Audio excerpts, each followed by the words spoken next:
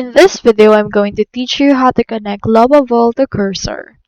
So the first thing you need to do is to head over first to their actual website, which is lovable.dev. In this case, you need three softwares. First is Lovable, then Cursor, and then GitHub. GitHub will serve as the connection between the two right here. So head over and then create an account or log into your account on Lovable, Cursor, and GitHub. Now, once you have done that, you should be able to see in here this. I already created right here a project on my Lovable, and here it is right here. So in order to connect this to GitHub, you can just click onto this GitHub icon that we can see right here.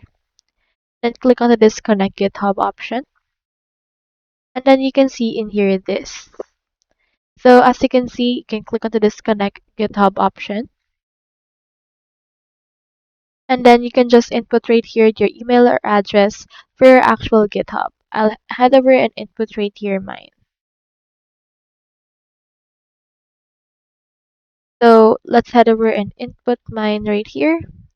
And once you have inputted everything, you can head over and then just sign in. Now you should be able to see in here this. You can see your workspace and you can just add it to your organizations on GitHub. So you can click on this add organizations right here and then install GitHub. Click onto this install and authorize. And once you have clicked on it, this will actually install Lovable on your GitHub.